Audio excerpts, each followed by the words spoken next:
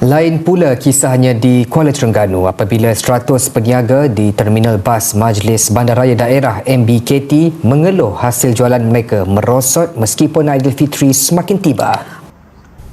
Tinjauan kru TV3 mendapati kedai jualan di terminal ini lengang. Situasi ini sekaligus menyebabkan jualan mereka merudum berbanding tahun sebelumnya. Malah ada yang gulung tikar akibat tidak lagi sanggup menanggung kerugian. Jadi buat kalian yang rada ke Malaysia, lagi mau nyari baju lebaran atau baju Melayu, kalian saranin kalian datang ke Jalan Baru. Dia dibuka dari sore sampailah ke pagi. Kayaknya pagi sekitar 4 pagi gitu. Bisa datang. Aku tunjukin langsung suasananya. Saya boleh tengok lah. Awak boleh tengok sendiri. Tak ada orang masuk langsung kedai.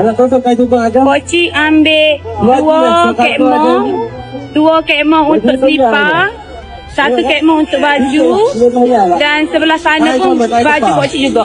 So pocik ni ambil 4 khemah bersama RM12,000. Tapi awak tengok tak ada seorang abuk masuk. Ni. Hari ni berapa gori hari ni pocik? Hari ni baru boleh 40 riyal. 40 riyal dah, buka 2 buh. 40 riyal. Lepas tu baju hari ni boleh berapa dah? 40 riyal juga. 40 riyal juga. Lepas tu saya royak marilah sapok belakang di Mega Bazaria ni. Pocik ni tak jual mahal pun. Dia tak jual mahal. Mari kita tengok. Lipat 10 riyal 2 pasal. 10 riyal 20 pasal. Kasut budak, kasut orang tua 20 riyal. Semua murah-murah dalam ni. Tak masuk, tak murah ya kak. Jadi pakak marilah sapok. Ni kasut-kasut raya anak ke apa. Malam ni gori baru 80 riyal. Halo guys, selamat datang di informasi.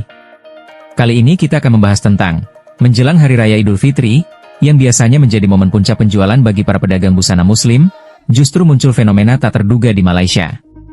Sejumlah pedagang mengeluhkan penurunan omzet yang signifikan, bahkan ketika mereka telah menawarkan harga yang tergolong sangat terjangkau, seperti 40 hingga 50 ringgit untuk 2 pasang pakaian. Kondisi ini terasa kontras dengan ekspektasi pasar menjelang Lebaran yang umumnya mengalami lonjakan konsumsi.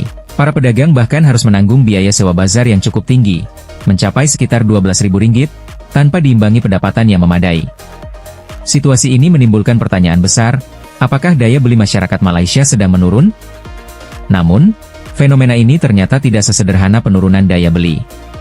Salah satu faktor penting yang turut mempengaruhi adalah perubahan tren belanja masyarakat Malaysia yang kini semakin banyak beralih ke Indonesia. Berdasarkan data dari Badan Pusat Statistik, kunjungan wisatawan Malaysia ke Indonesia pada Desember 2025 mencapai 228.000 orang, dan angka ini diprediksi meningkat menjelang Lebaran. Tren yang populer di media sosial dengan sebutan Haul Raya menunjukkan bagaimana warga Malaysia berbondong-bondong berbelanja pakaian dalam jumlah besar di Indonesia. Destinasi favorit mereka antara lain Tamrin City dan Tanah Abang, yang dikenal sebagai pusat grosir tekstil dan busana terbesar. Ada beberapa alasan utama di balik pergeseran ini. Pertama, faktor harga yang dianggap lebih kompetitif dengan kualitas yang tetap baik. Kedua, model pakaian di Indonesia dinilai lebih mengikuti tren terkini. Ketiga, pengalaman berbelanja di luar negeri memberikan sensasi tersendiri bagi para konsumen. Selain itu, tidak sedikit pembeli yang menyadari bahwa banyak produk pakaian di Malaysia sebenarnya berasal dari Indonesia, sehingga mereka memilih untuk membeli langsung dari sumbernya guna memastikan kualitas bahan dan tekstur. Fenomena ini menunjukkan adanya pergeseran perilaku konsumen lintas negara, yang tidak hanya dipengaruhi oleh faktor ekonomi, tetapi juga tren sosial dan gaya hidup. Bagi para pedagang di Malaysia, kondisi ini menjadi tantangan baru yang menuntut adaptasi, baik dari segi strategi harga, variasi produk, maupun pengalaman berbelanja yang ditawarkan. Jika tren ini terus berlanjut, bukan tidak mungkin pusat-pusat belanja di Indonesia akan semakin mengukuhkan posisinya sebagai destinasi utama belanja busana Lebaran di kawasan regional. Okey, nak shopping raya. Mana. Hai, Day 3 in Jakarta. Pagi-pagi kita orang dah pergi ke Tamrin City cari kebaya, cari baju raya lagi guys. Tengok, ini after shopping for a while.